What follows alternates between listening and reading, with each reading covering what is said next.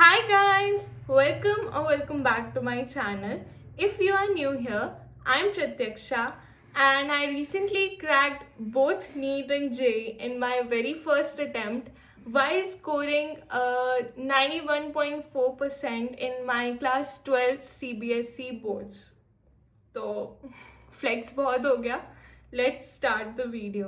तो तुमने इंटरनेट पे हज़ारों वीडियोस देखी होगी on how to read NCERT, but this video is a little different because I'm going to show you what actually I did with my very own NCERT. So let's start the video. और मैं एक चीज़ बोलना तो भूल ही गई.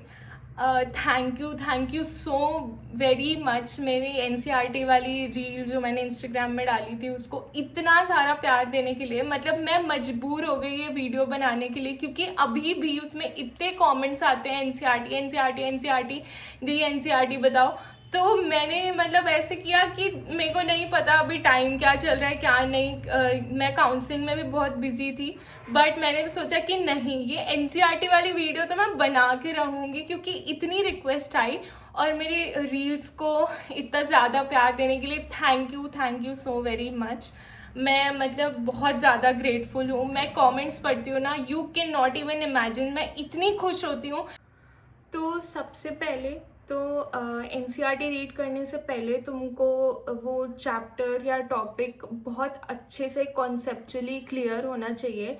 उसके लिए तुम लेक्चर या क्लासेस जो भी अटेंड कर रहे हो, तुम बहुत अच्छे से उसके नोट्स बनाओ और बहुत अटेंटिवली क्लास में सुनो और हर एक चीज़, हर एक वर्ड को अच्छे से ग्रैस्प करो और अच्छे से नोट्स बनाओ ताकि तुम जब एनसीईआरटी पढ़ो तो तुम्हारे लिए वो फिर इजी हो. तो एक बार जब तुमने एकदम डिटेल अच्छे से नोट्स बना लिए हैं तो तुम चाहो तो एनसीईआरटी रीड करने से पहले एक बार नोट्स की भी रिवीजन ले सकते हो. तो तुम्हारा और कॉन्सेप्ट फर्स्ट टाइम के लिए अच्छे से क्लियर हो जाएगा. तो तुम उसके बाद एनसीईआरटी खोलो. तो फर्स्ट पैराग्राफ पहले तुमने नॉर्मली रीड किया. तो पहले तुमने नॉर्मली रीड किया, उसके बाद में फिर जब तुम कभी भी एनसीईआरटी पढ़ने बैठो ना, तो एनसीईआरटी देन बगल में नोट्स तुम्हारे पैरेलली होने चाहिए. कभी कभी टीचर्स क्लास में और लेक्चर्स में एनसीईआरटी के बाहर का भी कुछ टॉपिक्स पढ़ाते हैं और कुछ चीज़ें लिखवाते हैं. तो उनको लिखना बहुत ज़रूरी है और उन्हें तुम क्लास में भी अच्छे से समझना. और जब तुम एनसीईआरटी रीडिंग स्टार्ट करो ना, तो एनसीईआरटी में जो है, जो नोट्स में है और जो एनसीईआरटी में है, उसको तुम जो तुमको इम्पोर्टेंट लग रहा है वो तुम हाईलाइट कर सकते हो, कीवर्ड्स हाईलाइट कर सकते हो. बट जो तुम्हारे नोट्स में है और तुम्हारे एनसीईआरटी में नहीं है, देखो रिवीजन के टाइम तुमको एक चीज़ चाहिए, या तो तुम नोट्स पढ़ सकते हो या तो तुम NCERT. And for sure NCERT is the best for the revision. तो तुम जो वो एक्स्ट्रा चीज़ है जो क्लास में टीचर ने बताया है वो तुम साइड में उसी टॉपिक के बगल में लिख सकते हो. तो जब तुम नेक्स्ट टाइम रिवाइज करने आओगे तो तुम दोनों पढ़ रहे हो. तुम वो आउट ऑफ एनसीईआरटी वाली चीज़ें भी जो टीचर्स ने क्लास में बताई हैं वो भी पढ़ रहे हो और तुम एनसीईआरटी की लाइन्स भी पढ़ रहे हो. तो वो ज़्यादा ईजियर वे ऑफ रिविजन हो जाएगा. सबसे पहले I never highlighted my NCERT randomly. Every highlight had a purpose. मैं एक हाइलाइटर का कलर सिर्फ उन लाइंस के लिए रखती थी जो प्रीवियस ईयर क्वेश्चंस में आ चुके हैं.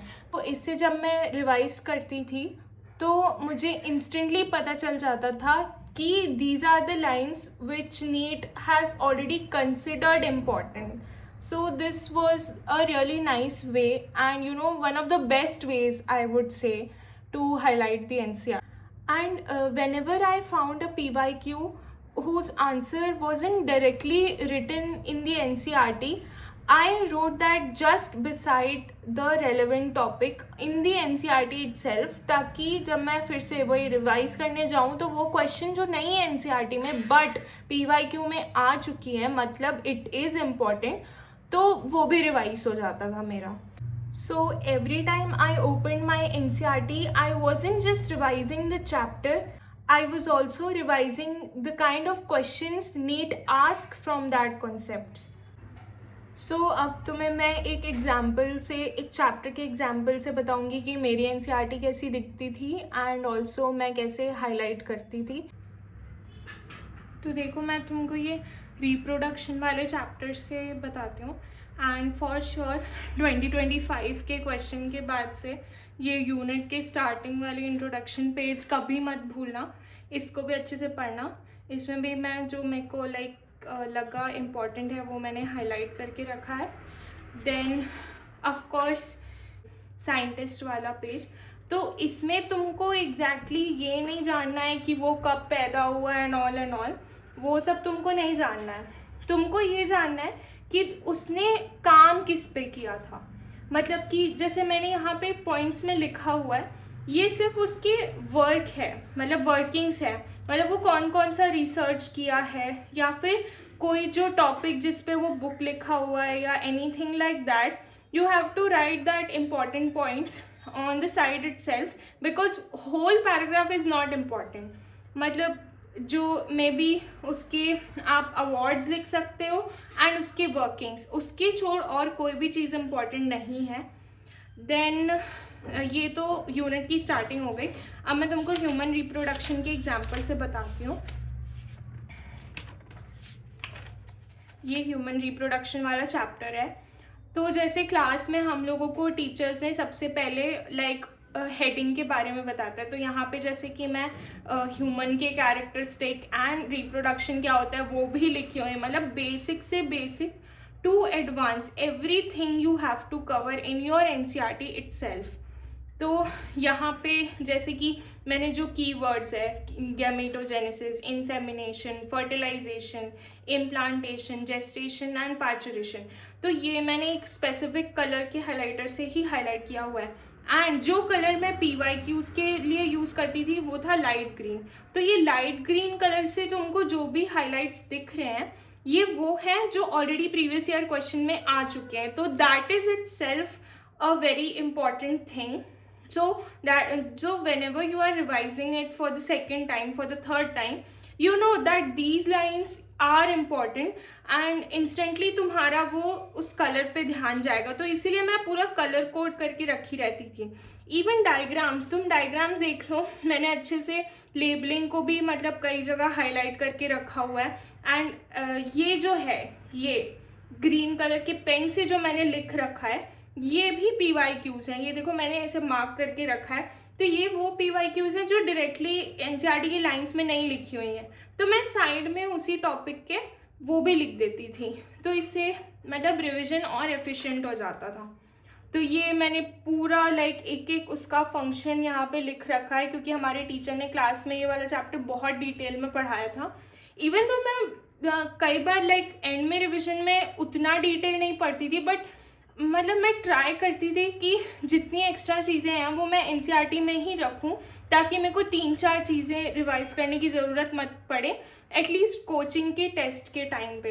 तो देखिए मतलब यहाँ पे ये ग्रीन हाइलाइटर से PYQs लिखे हुए हैं, यहाँ पे PYQ लिखा है। तो ये आउट ऑफ एनसीईआरटी वाला PYQ था तो वो यहाँ लिखा हुआ है। मैंने डायग्राम्स को अच्छे से लेबलिंग को हाईलाइट करके रखा हुआ है। ये पैराग्राफ इटसेल्फ ये पूरा ही PYQ है गैमेटोजेनेसिस का, तो वो इम्पोर्टेंट है। ये मैंने यहाँ पे PYQ लिख रखा है एंड सब चीज़ें मतलब डिटेल में मैंने हाईलाइट करके रखी हुई हैं। एंड ऑल्सो जो वर्ड्स, मैं तुमको स्टेटमेंट, क्वेश्चन और असर्शन रीजन का एक बहुत ही तगड़ा फंडा बताती हूँ। मतलब कोई भी तुमको ऑलवेज, जैसे कि वर्ड्स लाइक ऑलवेज, बोथ, है ना, ऑल ऑफ दीज, ये सारे वर्ड्स तुमको जहाँ भी दिखे, तुम मतलब कई लोगों ने मेरे को उसमें भी पूछा था कमेंट्स में कि ये जो सर्कल आपने क्या करके रखा हुआ है। तो ईदर इम्पॉर्टेंट डेटास और वर्ड्स लाइक वही टू, अबव, ये सारे पेयर्ड, है ना, एक्सटेंड डाउन, ये सारे वर्ड्स को मैं ऐसे सर्कल करके रखी रहती थी। तो जैसे ऑल फीमेल मैमल्स, तो ऑल को किया मैंने। तो ये मतलब बहुत ही ज़्यादा अच्छी चीज़ है तुम्हारे स्टेटमेंट क्वेश्चंस के लिए, क्योंकि वो उन्हीं वर्ड्स को चेंज करके वो बनाते हैं बेसिकली स्टेटमेंट क्वेश्चंस। तो वो बहुत ईजियर हो जाता है अगर तुम मतलब जब तुम पेपर में देखोगे ना तो तुमको पता चलेगा, अरे हाँ ये तो मैंने अपनी बुक में सर्कल करके रखा है, इसने ये वर्ड चेंज कर दिया या फिर वो वर्ड एज इट इज़ दे दिया। तो ऐसे तुमको बहुत सारी चीज़ें दिखेंगी और मतलब मैं ऐसी ही पूरा हाईलाइट करके रखी रहती थी। Summary is very very very dam important, क्योंकि समरी से भी बहुत सारे प्रीवियस ईयर क्वेश्चंस पूछे गए हैं और अभी भी पूछे जाते हैं, तो ये समरी पढ़ना भी बहुत ज़्यादा ज़रूरी है। तो जैसे मैंने तुम्हें ह्यूमन रिप्रोडक्शन वाले चैप्टर के एग्जाम्पल से कई चीज़ें बताई, तो उनमें लाइक सबसे अच्छी चीज़ मेरे को जो मेरे एनसीईआरटी की लगती थी, एक तो PYQs एंड ऑल्सो मैं सर्कल करके जो वर्ड्स रखती थी, जो तुमको मैंने फंडा बताया, स्टेटमेंट और असर्शन रीज़न। स्टेटमेंट के लिए तुम ये ऐसे ऑल, बोथ, ये सारे वर्ड्स लाइक पार्शियल और नॉट ऑलवेज या ऐसे वर्ड्स तुम हाईलाइट ऐसे सर्कल करके रख सकते हो और हाईलाइट करके। और असर्शन रीज़न के लिए स्पेसिफिकली बताऊँ तो तुम ऐसे मार्क कर सकते हो जहाँ भी तुमको लाइक अगर बिकॉज दिख गया या तुमको एज दिख गया, ये जो वर्ड्स तुमको जहाँ भी दिखें कोई भी स्टेटमेंट के बीच में और उसके आगे की उसके पीछे की लाइन, वो confirm assertion reason question frame हो सकता है। और तुम लाइक मैं लिटरली बता रही हूँ क्योंकि मैं हाईलाइट करती थी एंड जब मेरे को टेस्ट में वो क्वेश्चन दिखते थे ना, तो मैं सोचती थी अरे यार ये तो मैंने खुद ही अपने बुक में असर्शन रीज़न मैंने A/R करके मैं ऐसे मार्क करके रखी रहती थी असर्शन रीज़न के लिए। तो ये वर्ड्स तुमको जहाँ भी दिख जाए ना, तुम तुरंत उसको सर्कल करके मार्क कर लेना।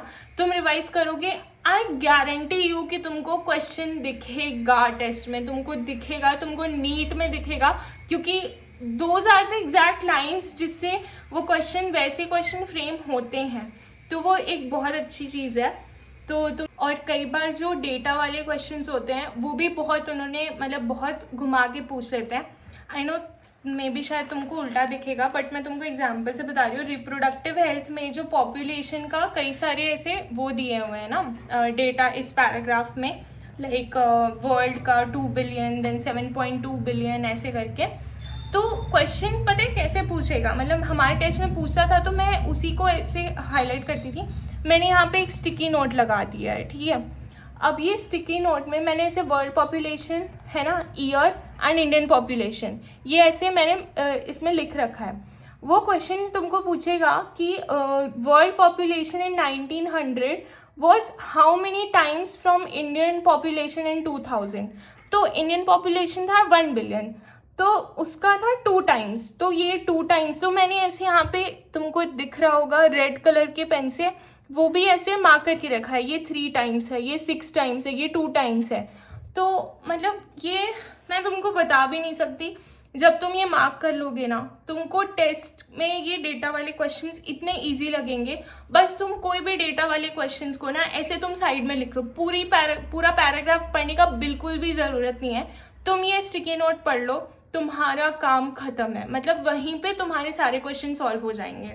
और ये देखो मैंने जो तुमको असर्शन रीज़न वाला बताया था, जैसे यहाँ पे मेरे को देयरफॉर वाला वर्ड दिखा, मैंने ये ऐसे हाईलाइट ऐसे सर्कल करके मैंने साइड में AR लिख दिया है। तो मैं जब भी पढ़ूंगी तो मेरे को पता है कि आई गेस मेरे को लग रहा है कि शायद किसी टेस्ट में आया भी है ये वाला क्वेश्चन असर्शन रीज़न में, तो ऐसे आ सकता है। तो तुम ये देखो दो मैंने ऐसे हाईलाइट करके यहाँ पे असर्शन रीज़न लिख दिया है। तो तुमको मैं बता रही हूँ टाइम लगेगा, तुम जब पढ़ोगे ना तुमको लगेगा 1 घंटे में मैंने सिर्फ एक पैराग्राफ पढ़ा है, बट जो तुम वो पढ़ोगे ना वो तुम्हारे लाइक सबकॉन्शियस माइंड में बैठ जाएगा, तुमको वो चीज़ें याद रहेंगी, मैं गारंटी दे रही हूँ।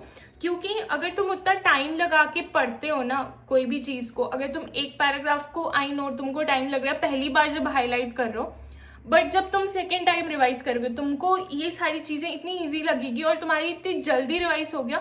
मतलब तुम सिर्फ चैप्टर नहीं रिवाइज कर रहे हो, तुम देखो कितने सारे टाइप के क्वेश्चंस भी तुम रिवाइज कर रहे हो, तुम प्रीवियस ईयर भी रिवाइज कर रहे हो, तुम आउट ऑफ एनसीईआरटी भी रिवाइज कर रहे हो, तुम असर्शन रीजन भी रिवाइज कर रहे हो और तुम स्टेटमेंट टाइप वाले क्वेश्चंस भी रिवाइज कर रहे हो। तो फर्स्ट टाइम को तुमको बहुत टाइम टेकिंग लगेगा, इसीलिए मेरे हिसाब से तुमको ऐसा करना चाहिए कि अगर मान लो आज क्लास है, आज क्लास के टॉपिक में मान लो सेक्सुअली ट्रांसमिटेड इन्फेक्शंस पढ़ाया गया, तो आज मैं शाम को घर जाके नोट्स रिवाइज करके क्लास में मैंने जो नोट्स बनाया वो मैं नोट्स रिवाइज करूँगी एंड ये वाला पेज उस दिन हाईलाइट करके हर चीज़ें लिख के ख़त्म करूँगी, ताकि बाद में मतलब फिर ऐसे पाइल अप ना हो, तुमको टाइम ना लगे। तुम इसको 2 घंटे में भी पढ़ो ना, मैं बोल रही हूँ ना, बाद में तुमको वर्थ इट लगेगी वो 2 घंटे की। मैंने 2 घंटे एक पेज में लगाए, बट बाद में जब मैं रिवाइज कर रही हूँ तो उसका मेरे को रिजल्ट दिख रहा है। जैसे ये जेनेटिक्स वाले चैप्टर के जो साइंटिस्ट वाला पेज है, इसमें वॉटसन और क्रिक दोनों का एक ही साथ दिया हुआ है। तो मैंने यहाँ पे ऊपर में वॉटसन करके देन वॉटसन का वर्क एंड क्रिक करके क्रिक का वर्क, मतलब ये तुमको पहले लिखने में लगेगा तुमको यार मैं फालतू में टाइम वेस्ट कर रही हूँ। अभी भी मेरे को कई लोग बोलेंगे कि मैं मतलब इतना हाईलाइटिंग, पूरी बुक ही तुमने हाईलाइट कर दी है, ये है वो है। जब तुम रिविजन करोगे, मतलब मैं बता रही हूँ, इतना इजी लगेगा ना जब तुमको इतना पैराग्राफ नहीं, सिर्फ ये 3 पॉइंट्स पढ़ने हैं, मतलब। और वो भी शुरू के टेस्ट के रिवीजन नहीं, जो एंड में मान लो 1 महीना बचा है तब तुम रिवाइज कर रहे हो ना, तुमको ये सारी चीज़ें बहुत इजी लगेंगी। और तुम मॉलिक्यूलर बेसिस वाले चैप्टर में तो मैंने हद ही कर दी। अब उस चैप्टर में इतने सारे साइंटिस्ट और इतने सारे वर्क्स थे कि मैं कंफ्यूज हो जाती थी बहुत ज़्यादा। मैंने निकाला एक दिन पेन, मैंने फर्स्ट पेज खोला, मैंने फर्स्ट पेज में सारे साइंटिस्ट लिख दिए और उनके काम लिख दिए। मतलब मैं अपना खुद का काम इजी करने में लगी रहती थी, पता है, मतलब क्योंकि ये साइंटिस्ट वाले क्वेश्चन में क्या आता है, मैच द फॉलोइंग बहुत मतलब इससे फ्रेम होता है। जब मेरे पास एक पेज में हर चीज़ लिखा होगा, वो भी एनसीईआरटी में, तो मतलब सोने पे सुहागा वाली बात हो गई ना। तो अगर तुम इसमें टाइम अपना इन्वेस्ट कर रहे हो तो ना वो वर्थ इट होता है। मैं ओवर द मंथ्स मेरी एनसीईआरटी सिर्फ एक टेक्स्ट बुक नहीं रही थी, it became like my revision book and it help me a lot.